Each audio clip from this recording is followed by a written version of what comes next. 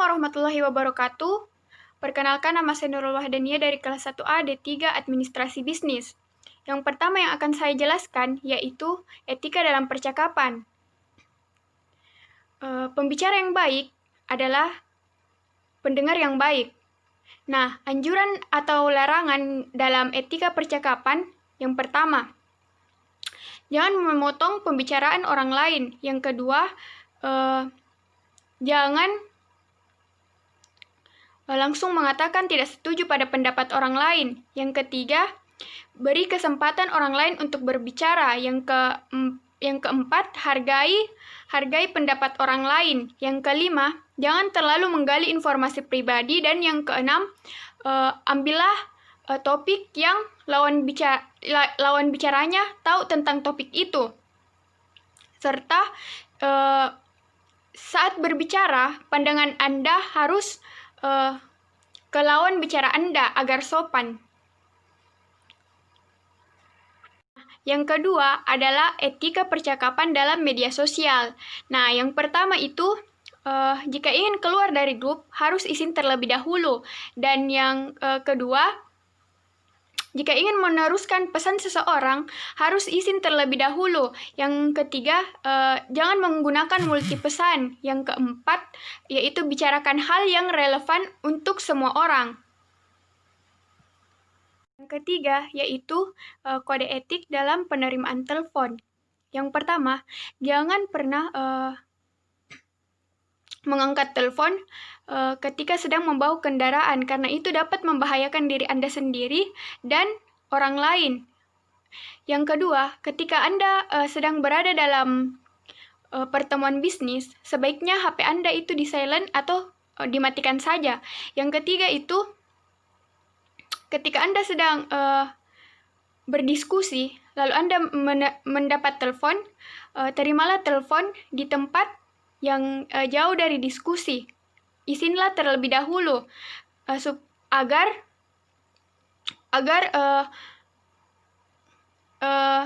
saat Anda menelpon dan itu bersifat privat, tidak terdengar oleh orang lain dan tidak mengganggu jalannya diskusi. Ketika Anda menerima telepon, kita tidak boleh menghilangkan respect kita kepada lawan bicara. Nah, itu saja dari saya untuk kode etik penerimaan telepon. Yang keempat, skill yang dibutuhkan dalam pekerjaan sosial. Nah, yang pertama ini kemampuan mengorganisir. Di sini dimaksud kemampuan kita dalam menjalankan organisasi tersebut. Bagaimana cara kita untuk mengorganisasikan semua yang akan kita kerjakan. Nah, yang kedua itu kemampuan berkomunikasi.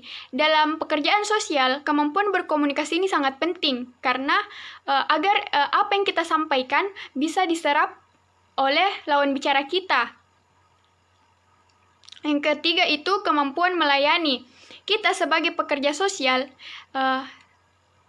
harus punya kemampuan melayani, karena kita akan banyak bertemu dengan orang-orang lain, berinteraksi dengan orang lain. Nah, itu sangat perlu sekali untuk pekerjaan sosial. Yang keempat itu kemampuan menyelesaikan masalah. Dalam pekerjaan sosial, masalah itu pasti akan ada. Nah, di sini kemampuan ini sangat penting juga untuk kita dalam pekerjaan sosial ini. Contoh yang tergolong dalam pekerjaan sosial. Nah, dalam kemanusiaan itu seperti kita itu sebagai relawan palang merah. Nah, yang kedua itu kalau pendidikan itu juga biasa adanya relawan pendidikan, atau ada yayasan pendidikan atau rumah belajar. Nah, itu yang ketiga tentang kesehatan, dia tuh kayak orang yang pekerja sosial itu yang kayak itu tadi palang merah juga bisa masuk. Nah, itu saja yang bisa saya contohkan untuk profesi pekerja sosial. Nah, yang keenam itu model komunikasi kantor, yaitu ada verbal dan non-verbal. Nah, di sini komunikasi verbal itu bisa berupa lisan atau tulisan yang dikeluarkan dengan kata-kata. Bisa berupa berbicara, presentasi, surat menyurat, koran, atau media-media lain. Nah, untuk komunikasi nonverbal atau komunikasi yang tanpa kata-kata, dia itu berupa ekspresi mimik muka atau gestur tubuh juga bisa. Apa saja yang perlu diperhatikan dalam jamuan makan? Yang pertama itu, pada saat kita memasuki ruangan atau rumah orang lain, kita harus men-silent handphone atau mematikannya saja agar kita tidak terganggu. Dan jangan sekali-sekali menaruh handphone Anda di atas meja makan, karena itu dapat mengganggu jalannya proses makan. Nah, yang ketiga, jika meja sudah siap dan kita sudah dipersilahkan oleh orang tuan rumah, maka kita bisa duduk.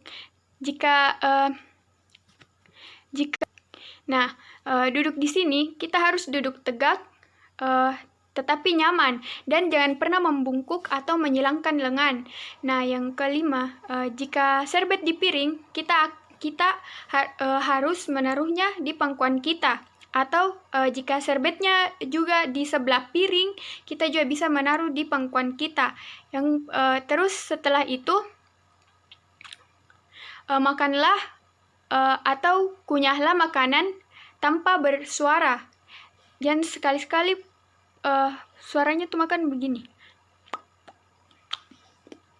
Itu sangat tidak sopan. Nah, jika selesai makan, kita harus kembalikan kursi ke tempat awal dan meninggalkan tempat. Letakkan serbet di sebelah kiri piring jika telah digunakan.